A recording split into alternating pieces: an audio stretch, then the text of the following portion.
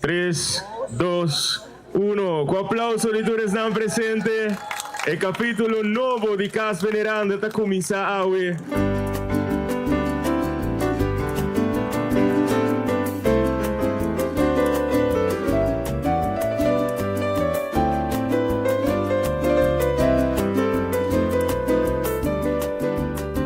Trabalho que começar na 2021 no net man bieden minister mas essa que tá projeto que nós queremos paciente de Oranjestad e a lá queda claro e me tá sumamente contente para o que bonito trabalho que guarda assim e com a nós se unimos edifício na mais bonita restaura e colaborar cas para departamento de centro econômico parte de visão para revitalizar centro de Oranjestad projeto não concreto não somente papel pero assim invertir e a nós dona um monumento aqui back da comunidade de Aruba nosso patrimônio nacional, nós restaurar para a futura geração e me está super contente agora.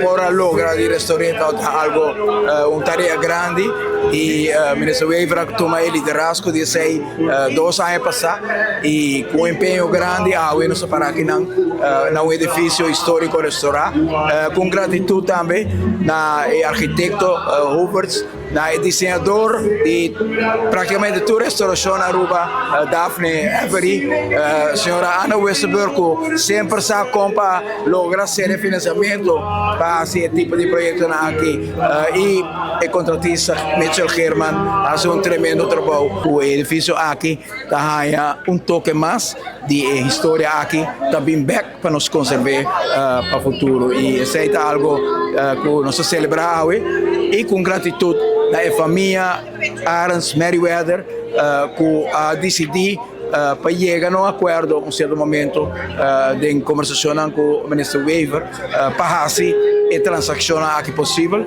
e para a restauração aqui para tomar lugar. Sumamente contente com a visão que nós temos para restaurar o centro da cidade, há uma contribuição adicional.